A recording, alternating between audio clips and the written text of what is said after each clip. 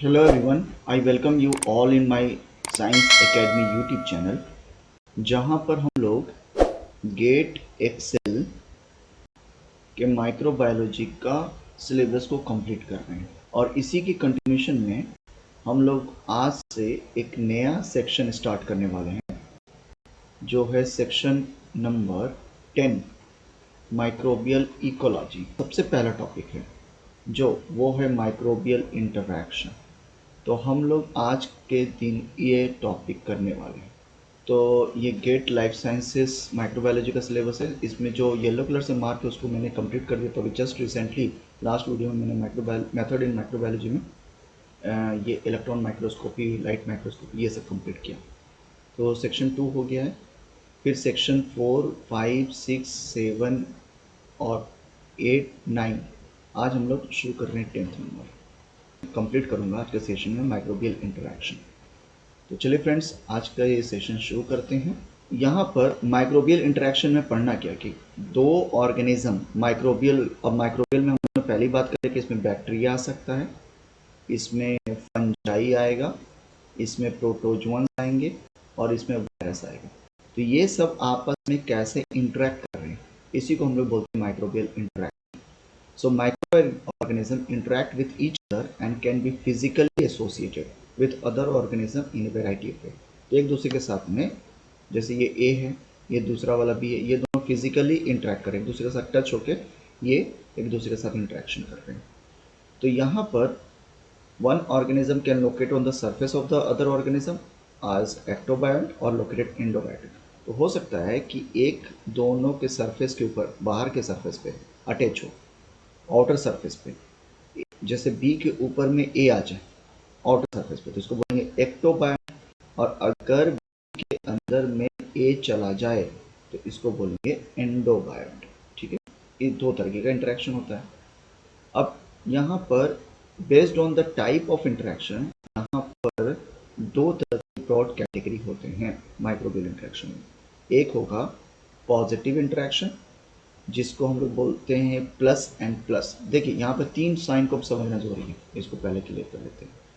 Plus का मतलब है बेनिफिट, माइनस का मतलब है डिसएडवांटेज या फिर लॉस हो रहा है। इंटरेक्शन से किसी एक का लॉस हो और इंटरेक्शन से किसी का फ़ायदा हो तो प्लस लिखेंगे, माइनस अगर लॉस हो रहा तो, और ज़ीरो का मतलब होता है न्यूट्रल, इंटरेक्शन से कुछ भी नहीं हो रहा, इंटरेक्शन से कुछ भी ना हो रहा तो न्यूट्रल लिखेंगे। ये तीन तरीके का सिंबॉलिक रिप्रेजेंटेशन है। तो पॉजिटिव इंटरेक्शन में कम से कम एक पॉजिटिव रहना चाहिए, एक पॉजिटिव रहना चाहिए, चाहे दो भी हो या कम से कम एक तो रहे। ठीक है, तो और नेगेटिव यहाँ पे ना हो। पॉजिटिव इंटरेक्शन का मतलब है कि कम से कम पॉजिटिव पॉजिटिव या पॉजिटिव जीरो, ये दोनों इस कैटेगरी में आएगा। यहाँ पर पॉजिटिव और माइनस नहीं आएगा, क्योंकि माइनस आएगा तो वो इस कैटेगरी में आ जाएगा। ठीक है, तो यहाँ पर ये कौन कौन से होते हैं? म्यूचुअलिज्म पहला, पॉजिटिव ये याद रखना है म्यूचुअलिज्म, प्रोटो कॉपरेशन सेकेंड है और कमेंसलिज्म थर्ड है। ये तीन है।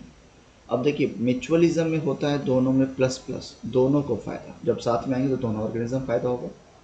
और प्रोटो कॉपरेशन में दोनों को भी, यहाँ पर भी फ़ायदा होगा, लेकिन यहाँ पर ये दोनों का रहना, साथ में रहना मस्ट नहीं। साथ में ओकेजनली आ गए तो फ़ायदा पहुँचाएंगे, लेकिन दोनों साथ में रहना मस्ट नहीं है। लेकिन म्यूचुअलिज्म में दोनों का साथ रहना मस्ट है, आगे भी देखेंगे। कमेंसलिज्म में प्लस और ज़ीरो होगा, यानी एक को फ़ायदा और दूसरे को नुकसान नहीं हो रहा है, इसलिए प्लस और ज़ीरो लिखेंगे। नेगेटिव इंटरेक्शन में यहाँ पर कम से कम एक नेगेटिव तो होगा। अब प्लस के साथ नेगेटिव लगाइए या ज़ीरो के साथ नेगेटिव लगाइए या नेगेटिव नेगेटिव लगाइए। ठीक है, जैसे एमेंसलिज्म, एमेंसलिज्म सबसे नेगेटिव या सबसे डेट्रीमेंटल इंटरेक्शन, जिसमें एक को तो नुकसान हो रहा है और दूसरे को बिना कोई फ़ायदा पहुँचे हुए दूसरे को नुकसान पहुँचाते रहा। तो ये सबसे डेंजरस टाइप ऑफ इंटरेक्शन है। ठीक है, मतलब अगर मैं किसी के साथ इंटरेक्ट कर रहा हूँ और मुझे फ़ायदा हो रहा है, मैं उसका नुकसान पहुँचा दूँ तो समझ में आता है, कम से कम मुझे तो फ़ायदा हो रहा है। लेकिन मेरा कोई फ़ायदा नहीं हो रहा है, फिर तब भी मैं दूसरे को नुकसान पहुँचा रहा हूँ, ये सबसे डेंजरस टाइप। ये एमेंसलिज्म, जिसको एंटागोनिज्म भी बोलते हैं, ये इस कैटेगरी में होता है। पैरासाइटिज्म में एक को पॉजिटिव और दूसरा को नेगेटिव, पैरासाइट को फ़ायदा हो रहा है और होस्ट को लॉस हो रहा है, तो इसको बोलेंगे प्लस माइनस। ठीक है, प्रेडेशन, प्रेडेशन भी प्रे प्रेडेटर है, यानी एक को प्लस होगा और दूसरे को माइनस होगा। ये कंपटीशन में दोनों को माइनस माइनस, तो देखिए सब जगह कहीं ना कहीं माइनस है, यहाँ माइनस है, यहाँ माइनस है, या तो यहाँ माइनस है या यहाँ माइनस है, इसलिए इसको नेगेटिव इंटरेक्शन कहते हैं। ठीक है, अब इसी को हम लोग को समझना है डिटेल में, उसके एग्जाम्पल देखने, यहाँ से मोस्ट कॉमनली क्वेश्चन आ जाते हैं। ठीक है, चलिए तो अब हम लोग शुरू कर रहे हैं। यहाँ पर सबसे पहला type mutualism. Mutualism is the relationship in which each organism interact get benefited from the association. तो यहाँ पर दो ऑर्गेनिज्म इंटरैक्ट करेंगे, ए और बी, और दोनों एक दूसरे को फायदा पहुंचाएंगे। अगर ए बी के साथ है तो बी को फायदा है, और बी ए के साथ है तो ए को भी फायदा है, और ये दोनों साथ में रहना मस्ट है, तभी सरवाइव करेंगे, तभी सरवाइव करेंगे। इस तरह की इंटरेक्शन को बोलते हैं म्यूचुअलिज्म। यहाँ दोनों का साथ रहना मस्ट है, must, then only can survive. Hope so समझ में आ रहा है। अदर, इसीलिए इसको बोलते हैं ऑब्लिगेट एसोसिएशन। ऑब्लिगेट का मतलब क्या होता है?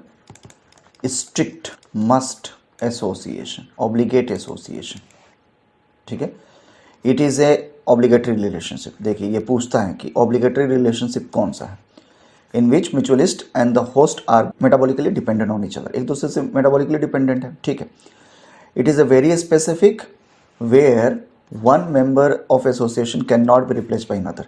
अब दोनों एक दूसरे के ऊपर एकदम मस्ट है एसोसिएशन, तो इसका मतलब है कि ये हाईली स्पेसिफिक होंगे, इसके बिना और कोई रिप्लेसमेंट नहीं होगा। दूसरा कोई ऑर्गेनिज्म आ जाए तो रिप्लेसमेंट नहीं हो सकता, ये मस्ट है, इसेंशियल है दोनों एक दूसरे के लिए।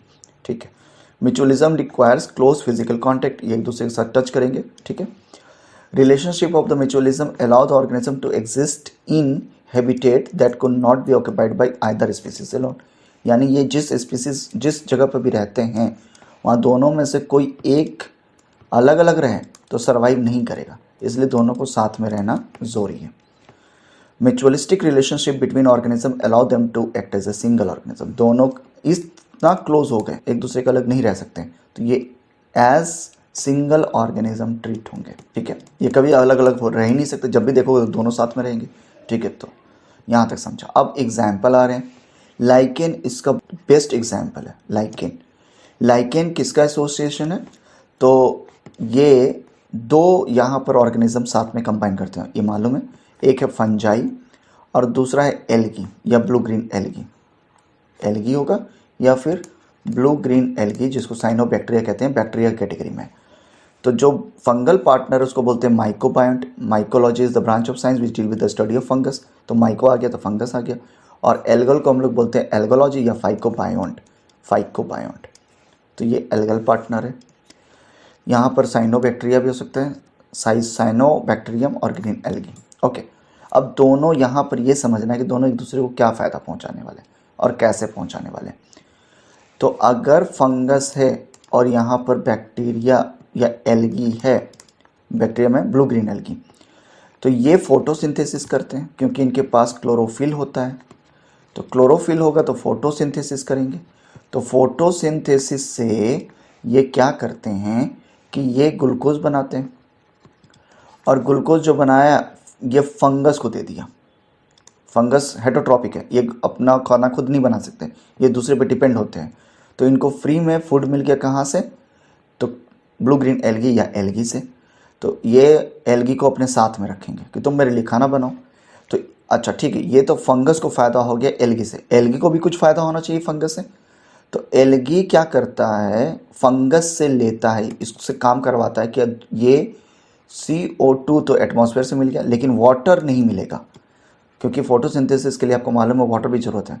CO2 प्लस H2 कंबाइन करके क्या फॉर्म करते हैं? C6H12O6 प्लस O2 रिलीज करेगा, ग्लूकोज बनेगा। तो इसके लिए सबस्ट्रेट जो है, सबस्ट्रेट कार्बन डाइऑक्साइड तो एटमॉस्फेयर से ले लेंगे, लेकिन वाटर कहाँ से लेंगे? ये भी एटमॉस्फेयर से ले सकते हैं, लेकिन यहाँ पर एटमॉस्फेयर बहुत ही हार्श कंडीशन है, टेम्परेचर बहुत हाई है। तो यहाँ फंगस क्या करेगा, रात के टाइम में मॉइस्चर कैप्चर करके एल्गी को देगा, या तो सॉइल से दे या तो एटमॉस्फेयर से दे।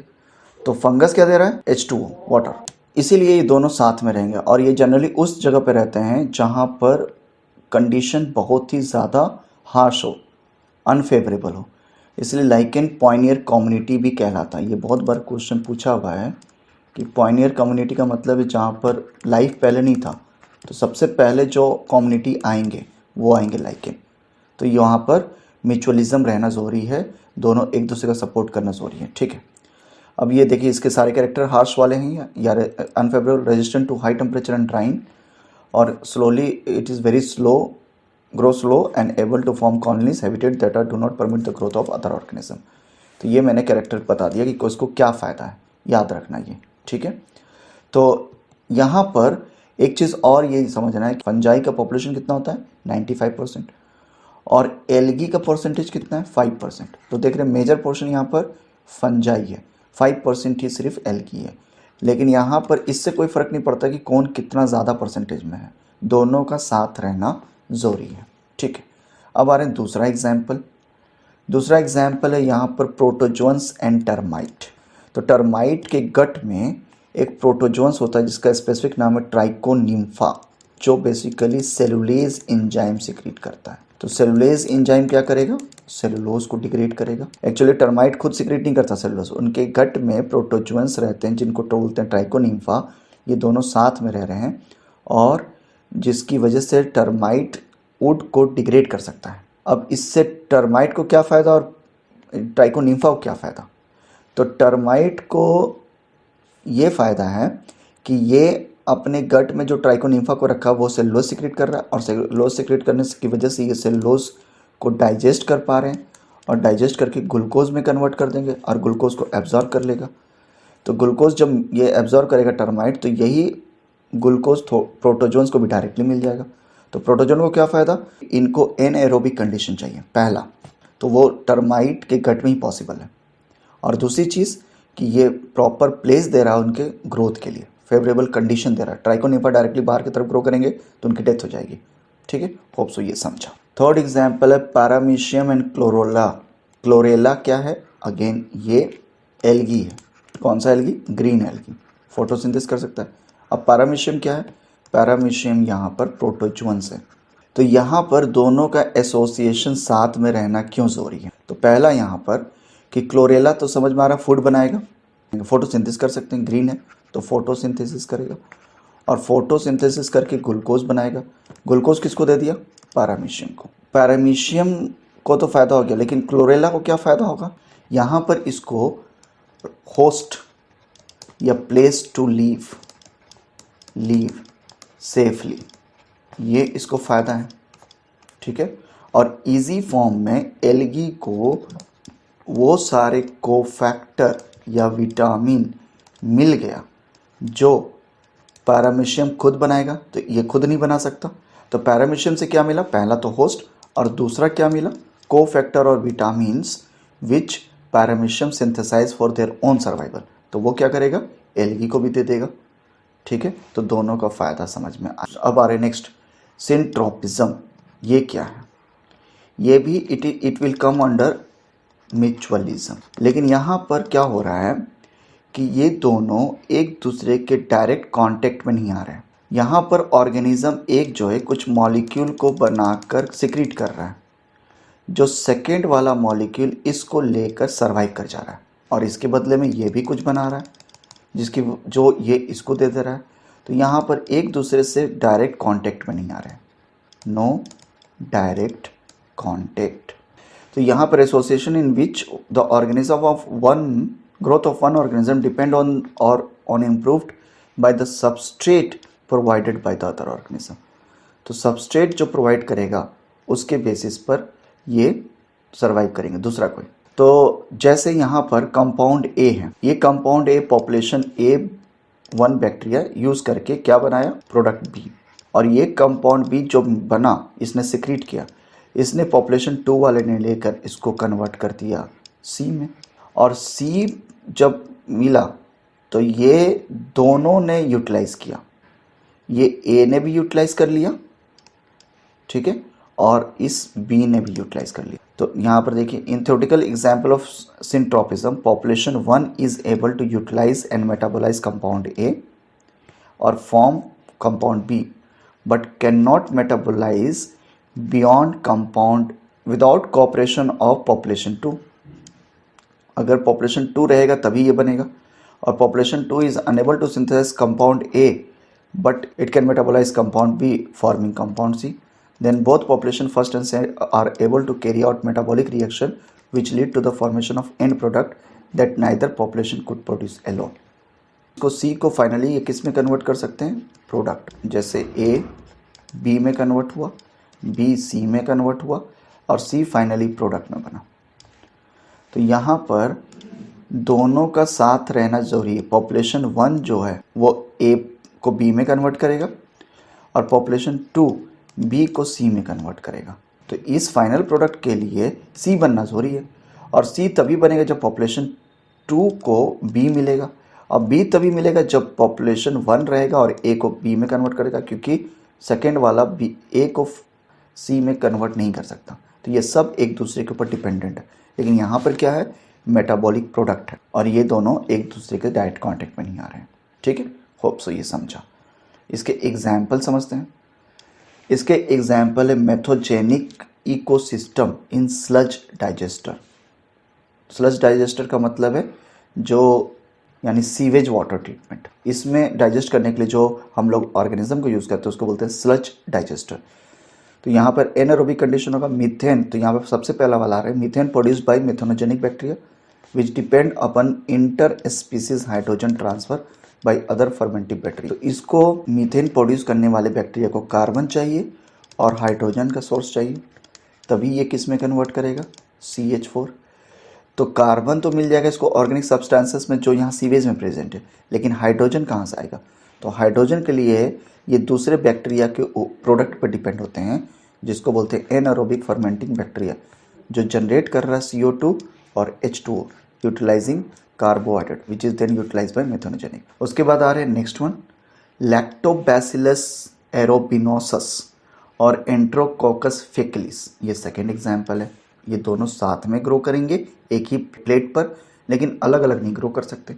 ये दोनों तभी साथ में ग्रो करेंगे कि इसका ये एक प्रोडक्ट रिलीज करता है जिसको हम लोग बोलते हैं फॉलिक एसिड, और ये एक प्रोडक्ट रिलीज करता है जिसको हम लोग बोलते हैं फेनाइल एलानीन। फेनाइल एलानीन इसको दे देगा, ये एक्सेस अमाउंट में सिक्रेट कर रहा है तो रिलीज करेगा बाहर की तरफ। ये एंट्रोकोकस को दे देगा क्योंकि ये प्रोड्यूस नहीं कर सकते, और फॉलिक एसिड जो ये एक्सेस अमाउंट में प्रोड्यूस कर रहा है ये किसको दे देगा, इसको लैक्टोबैसिलस एरोबिनोसस को।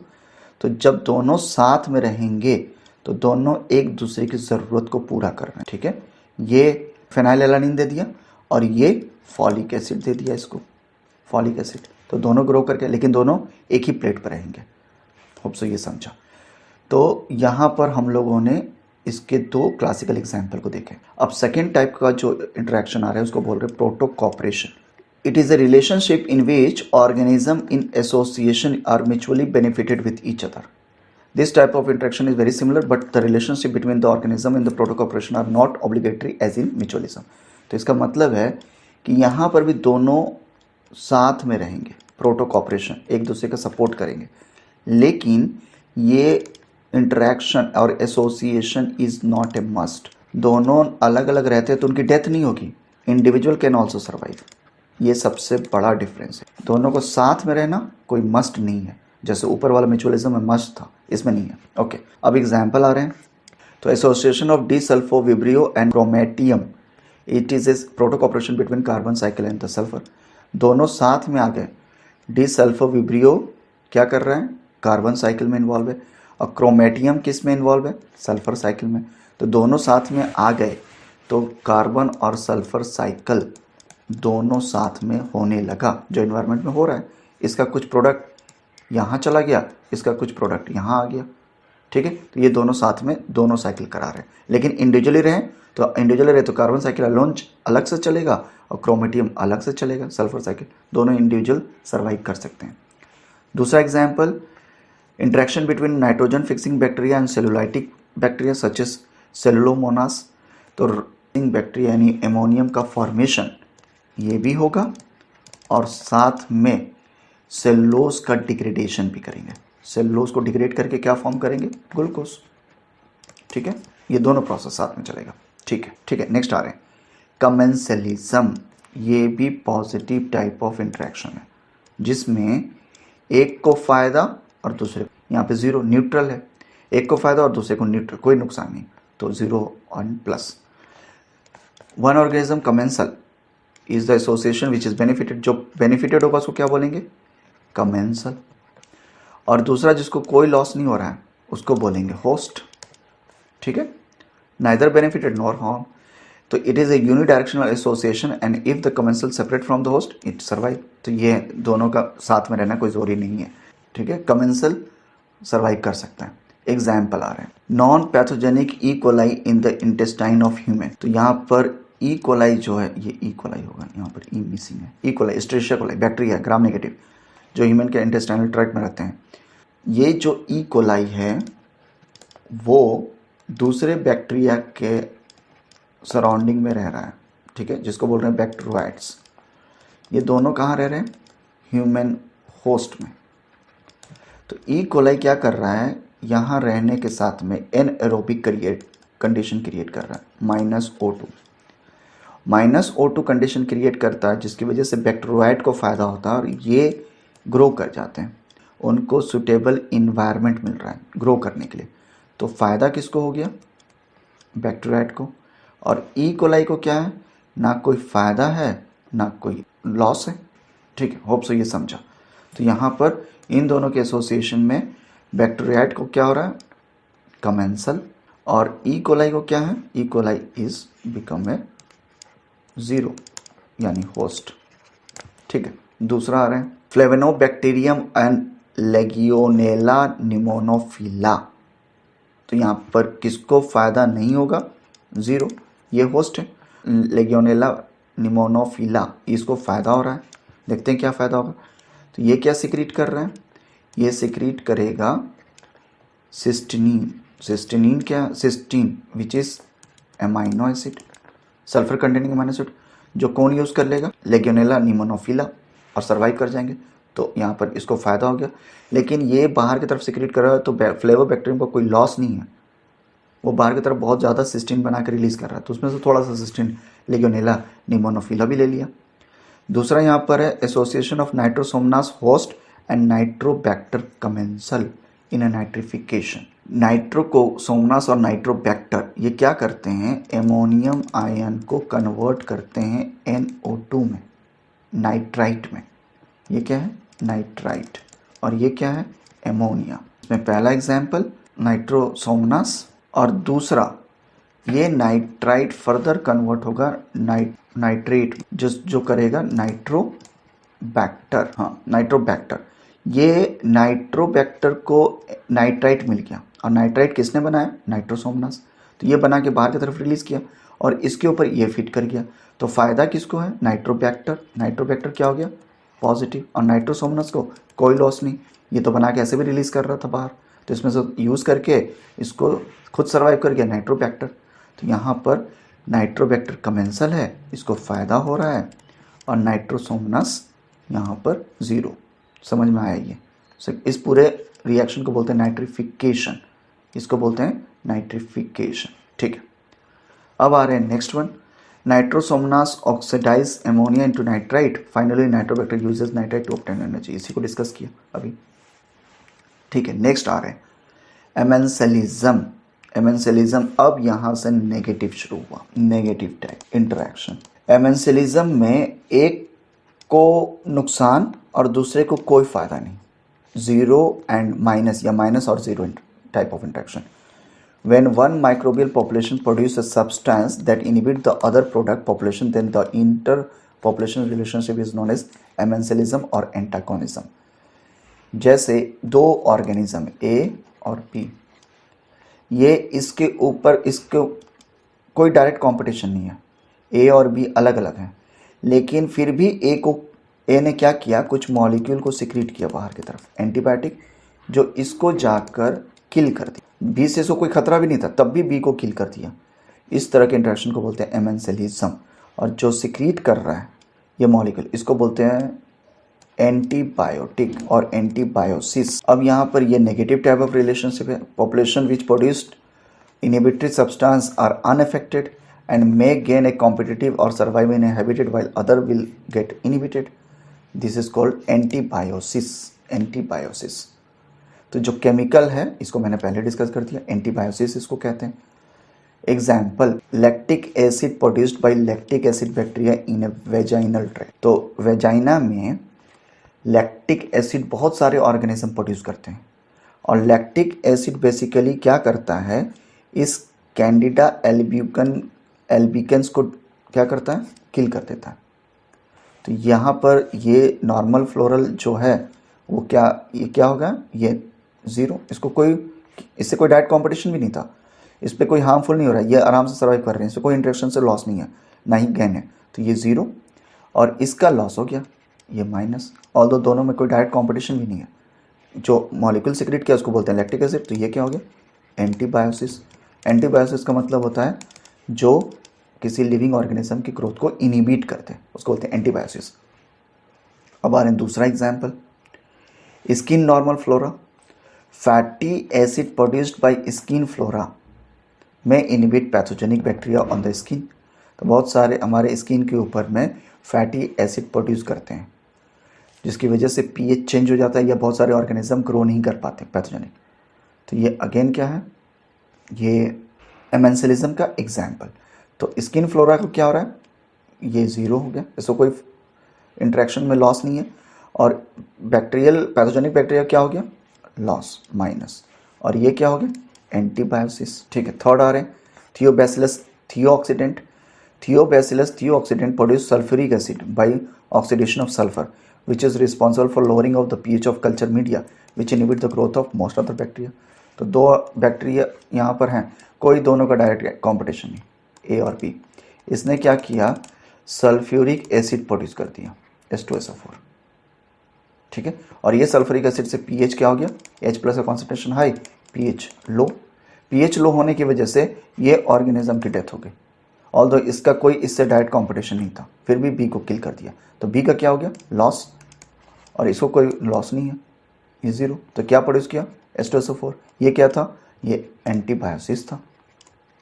तो यहाँ पर एंटीबायोसिस हो गया सल्फ्यूरिक एसिड। हो सकता है ये आइडेंटिफाई करने के लिए दे दे कि क्या एंटीबायोसिस है कौन, क्या एंटीबायोसिस है कौन, किसको फ़ायदा किसको कुछ भी लॉस नहीं हो रहा है। तो थियोबैसिलस ऑक्सीडेंट को क्या बोलते हैं, 0। अच्छा, जो 0 जो प्रोड्यूस करता है उसको बोलते हैं एमेंसल। हाँ, ये भी एक समझना है, एमेंसल। बैक्टीरिया, अदर बैक्टीरिया, ये क्या हो गया, इनका लॉस, तो इसको नेगेटिव से साइन से रिप्रेजेंट करेंगे। नेक्स्ट आ रहे हैं कॉम्पिटिशन। कॉम्पिटिशन में दो लोगों का डायरेक्ट कॉम्पिटिशन और दोनों का चांसेस है कि एक्सटिंक्शन, क्योंकि इक्वल के बीच में ही फाइट होगा, तो दोनों के चांसेस हैं कि हो सकता है एलिमिनेट हो जाए, इसलिए इसको बोलते हैं माइनस माइनस। कोई भी ऑर्गेनिज्म डायरेक्ट कंपटीशन नहीं करना चाहेगा क्योंकि दोनों का लॉस हो सकता है। तो competition represent a negative relationship between two microbial population in which both are population are adversely affected. दोनों को नुकसान होने वाला है with respect to their survival and the growth. Competition occur when the population both population uses the same resources. जब दोनों same resource use करेंगे तब डायरेक्ट कंपटीशन होगा, जैसे सेम स्पेस हो या सेम न्यूट्रिशन हो। ठीक है, तो microbial population achieve lower maximum density और ग्रोथ रेट। इसकी वजह से क्या होगा, ऑर्गेनिज्म का पॉपुलेशन कंट्रोल में रहेगा, ग्रोथ रेट मिनिमम पे रहेंगे। Microbial population compete for any growth limiting resources such as carbon source, nitrogen source, phosphorus, vitamin, growth factor. तो यहाँ पर दो लोग फाइट कर रहे हैं किसके लिए, कोई भी ग्रोथ लिमिटिंग सब्सटेंसेस जो कम कॉन्सेंट्रेशन में दोनों को चाहिए, जैसे कार्बन हो गया या नाइट्रोजन सोर्स हो गया, विटामिन, ग्रोथ फैक्टर या phosphorus. Competition inhibit both population from occupying exactly the same ecological niche because one will win in the competition and other will eliminate. तो ये कॉम्पिटिशन तब तक चलता रहेगा according to Gause principle of exclusion. दो organism के बीच में कंपटीशन तब तक चलता रहेगा, फाइट तब तक होगा जब तक कि एक वहाँ से एलिमिनेट ना हो जाए। तब एक कोई सर्वाइव यहाँ पर जीत जाएगा, जो यहाँ पर जीत गया, जो सर्वाइव कर गया वो विन हो गया, और जिनका एक्सटिंक्शन हो गया वो हो गया लॉस। ठीक है, अब ये दोनों के चांसेस हैं कि कौन लॉस और कौन विन हो सकता है, तब तक कंपटीशन होगा। इसलिए सेम निश पर दोनों, सेम निश का मतलब है दोनों सेम हैबिटेट पर, जहाँ पर ये दोनों अपना फंक्शनल रोल कर रहे हैं, वो कोई वहाँ पर एक ही सर्वाइव कर सकता है। ठीक है, अब आ रहे हैं एग्जाम्पल ऑफ कंपटीशन। यहाँ पे पैरामीशियम कॉर्डेटम एंड पैरामीशियम ऑरेलिया, ये डायरेक्ट कंपटीशन का एग्जाम्पल है। देखिए कंपटीशन बहुत तरीके से हो सकता है, डायरेक्ट होता है और इनडायरेक्ट होता है। यहाँ पर direct competition, face to face direct fight कर रहे हैं, तो इनमें से कोई ना कोई एक एलिमिनेट होगा।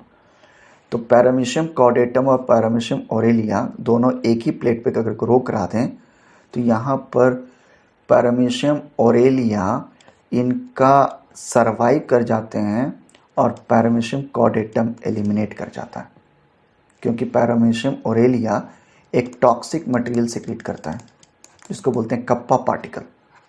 कप्पा पार्टिकल जो बेसिकली किल कर देता है इसको, कॉर्डेटम को।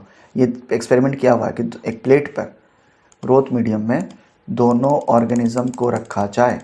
एक तरफ ये क्या है, इसको मैं रिप्रेजेंट कर रहा हूँ कॉर्डेटम से, और ये पैरामीशियम ओरेलिया को रेड कलर से रिप्रेजेंट कर रहा हूँ, ठीक है। तो ये क्या करेगा, दोनों के इक्वल नंबर 14 डेज, ये एक्सपेरिमेंट वेल नोन है, ठीक है। ये 14 डेज दोनों को साथ रखने के बाद में देखा गया कि इस प्लेट पर अब सिर्फ एक ही ऑर्गेनिज्म बचे और पूरा का पूरा स्पेस ऑक्यूपाई। ये कौन से, ये थे पैरामीशियम ओरेलिया।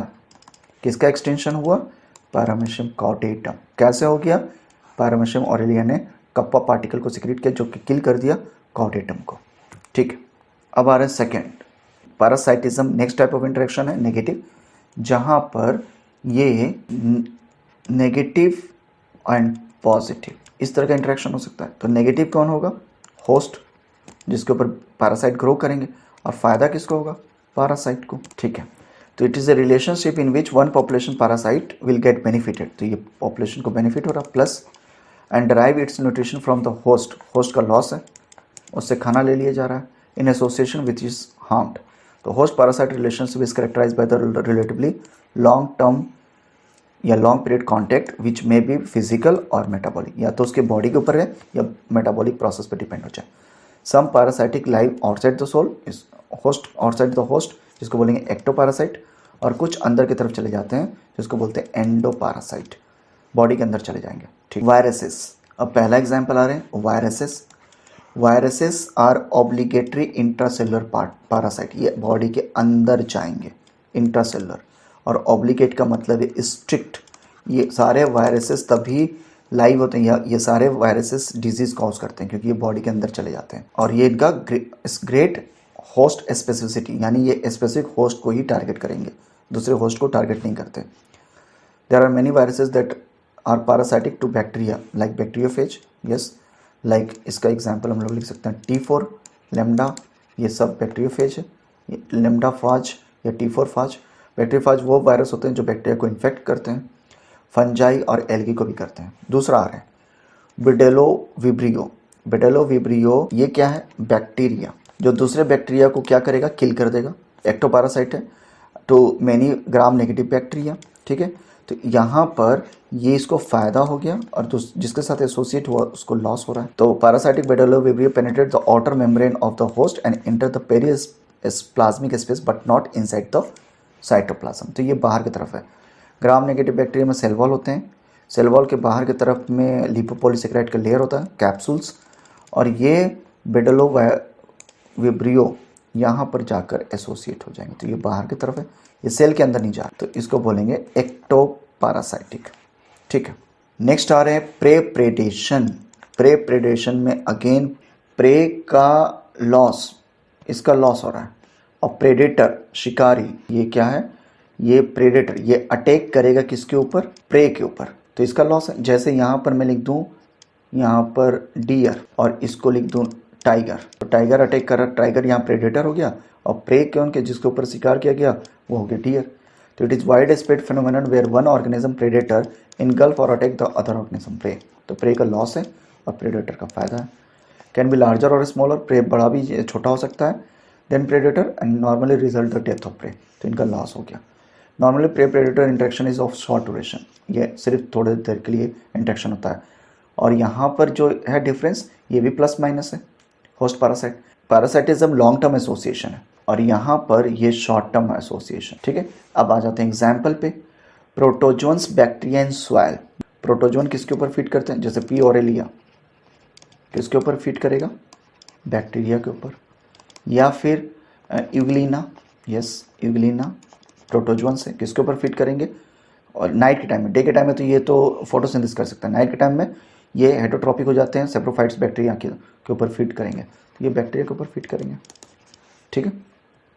एग्जाम दूसरा, बेडोलोविब्रियो, वैम्पोरोकोकस and डैप्टोबैक्टर etc are example of predator bacteria that feed on wide range of other bacterial population। तो ये बैक्टीरिया दूसरे बैक्टीरिया को फीड के ऊपर फीड करेंगे, तो ये क्या हो गए, ये सब हो गए प्रेडेटर, ये प्रेडेटर हो गया। तो इनको क्या हो गया फायदा, इसका पॉपुलेशन को कंट्रोल कर दिया, तो ये हो गए प्रे, तो इनका लॉस हो गया, तो माइनस। होप सो ये समझा। तो इसी के साथ में आज का सेशन हम लोग कंप्लीट कर रहे हैं। आज के इस सेशन में हम लोगों ने बहुत इंपॉर्टेंट टॉपिक को डिस्कस किया, which is microbial interaction, positive negative with example. अब देखिए यहाँ पर स्पेसिफिक एग्जाम्पल बैक्टीरिया के रिलेशन में बात करना है, क्योंकि हम लोग कर रहे हैं माइक्रोबायोलॉजी, यहाँ पर सिर्फ बैक्टीरिया या माइक्रो ऑर्गेनिज्म के रिलेशन में बात करना है। तो थोड़ा सा एग्जाम्पल को देखिएगा जो कि इंपॉर्टेंट है। तो होप सो ये वीडियो हेल्प करेगी आपके गेट लाइफ साइंसेस माइक्रोबायोलॉजी के प्रिपरेशन में। तो इस वीडियो को लाइक कीजिए, शेयर कीजिए और कमेंट कीजिए कैसा लगा इस वीडियो को देखकर। तो मिलते हैं नेक्स्ट वीडियो में, जहाँ पर हम लोग बात करेंगे साइकिल, न्यूट्रिएंट साइकिल, इसका नेक्स्ट टॉपिक। चलिए मिलते हैं नेक्स्ट वीडियो में, तब तक के लिए बाय बाय, टेक केयर।